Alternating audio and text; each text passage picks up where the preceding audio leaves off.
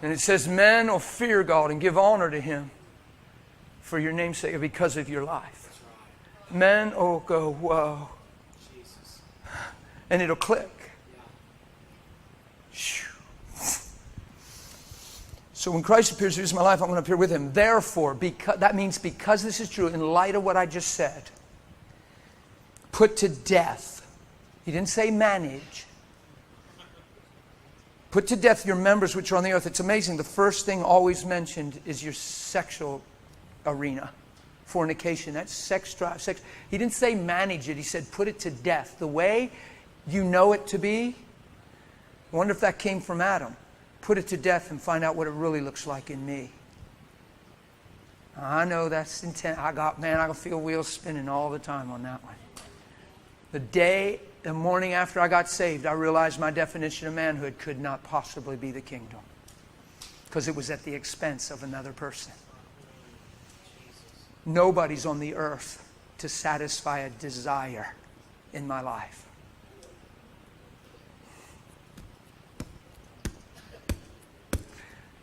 Can I be bold and raw with what I said to the Lord that day when you weren't there, crying and crying and crying? I'm going to be graphic. Don't get offended at me. It was Holy Spirit. He showed me my definition of manhood, that I acquired it from when I found a pornographic magazine at age 11 on an empty loading dock on a Sunday afternoon and went. That's where it started. And then locker rooms and boy conversations and all of a sudden I'm trained and taught by the lie. And now I think I know what a man is. And on that morning after I got saved, I was crying and you weren't there. And I was rocking on my floor. And I said, God, my manhood definition came to the forefront. And I said, God, you couldn't have made me this way. It's completely self-centered and focused. This didn't come from you. This came from the locker room, from the world, from a magazine. I said, there's no way Adam was walking in the garden with an erection and saying, what should I do with this thing? So you made a woman. I said, you have to deliver me. I've been deceived. And I can't even tell you the glory of how God touched me. We probably ought to be willing to put that stuff on the altar and let the fire burn it. I talked to 3 pastors about this in my life intimately, and they all cut me off and said, whoa, stop, you're freaking me out. I love my sex life. Stop. Do you hear what they said? I love my sex life. I wonder if it's not your sex life. I wonder if you have a covenant of love and it's not about your sex life. Okay. You ask Jesus about what I'm saying, because watch this. You don't counterfeit $1 bills. And there's no area on the earth of humanity that's been exploited and perverted more than the one I'm talking about. You will find none that's been exploited, twisted, and on the forefront more than sexuality. That's because there's an incredible valuable holy root and lump there in truth that we failed to seek. So we just wrap Christian language around the world's way.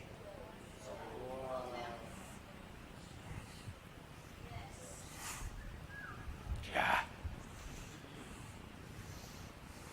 I want something a little deeper than, hey, it's been 3 days, honey, huh?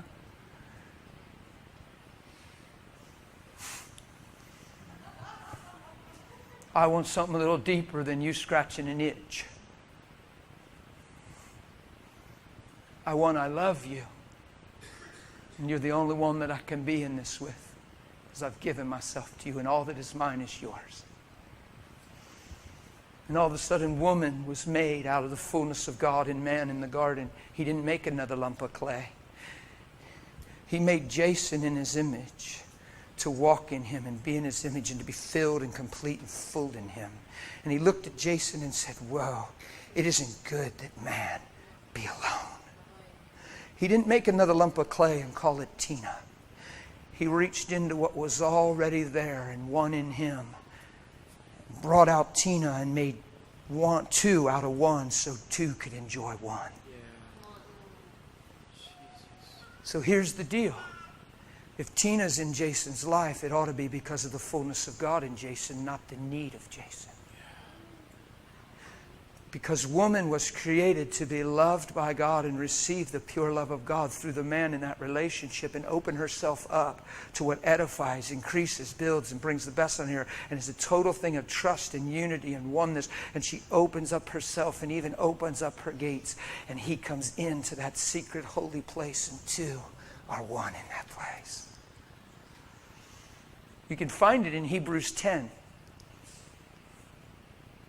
It's a spiritual thing. You enter into the holy place through the sprinkling of blood and the veil of flesh. It's a spiritual thing. He gave you the privilege of experiencing that through covenant intercourse, where man goes into a woman through the veil of her flesh. There's a breaking of a veil. There's a sprinkling of blood. There's blood in the semen. There's blood covenant. The veil doesn't grow back because two have become one. And man goes into woman, into the depth of who she is, into the most intimate place, into the core of the woman, and two are one in that place. Two conceive in that place, and their love is multiplied and fruitful on the earth. We've turned it into one-night stands, sex drive, orgasms. Shame on us. We've wrapped spiritual language around the world, and we're missing the glory of God. I don't need my wife. I love her. And I don't chase her around and drag her by the hair with a club. And it's not, well, your body is not your own. That's obligatory. And it's twisted, and we ought to knock it off. I'm sorry I'm being so raw with this thing, but it's just the way it's in me, man.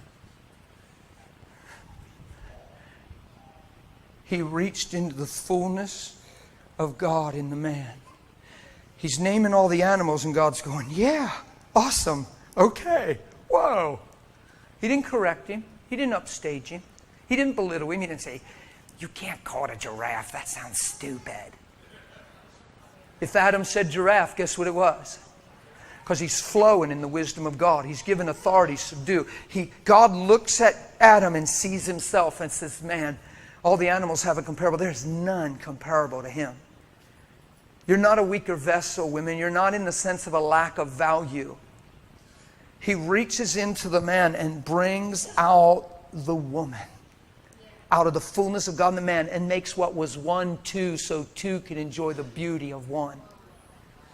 Two souls, two wills, two emotional makeups, surrendered and dead to themselves for the common cause of His image, and the synergism of 1 + 1 is a stronger one.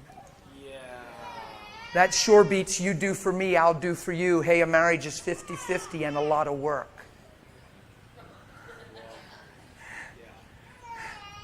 My wife's very liberated knowing she's not under the pressure of breaking my heart and failing me. That's petty to me at this point. Oh my goodness. We think the people that we're closest to can hurt us the most. That's what we say. But they're the people you say I love, and love takes no account of a suffer wrong because it doesn't seek its own. We probably just need them more than we understand love. And we're depending on them for our sake instead of laying down our life for theirs. Come on, if you're going to talk about living love, we probably ought to bring it. And we've hurt each other in our own homes. You got to get that stuff out of there. You got to let there be no unresolved stuff. I don't care if you did each other wrong. I mean, I care. I wish we didn't. But if we did, you ought to take a message like this and say, duh, what was I thinking? Forgive me, honey. Don't elbow. Say, oh my goodness, he's talking to me. Don't listen for your spouse. Listen for you. Because if you're listening for your spouse, then I'm surely talking to you. If you're sitting there thinking, boy, I hope she's listening, I hope he's listening, you've missed the whole point. God's shouting to you.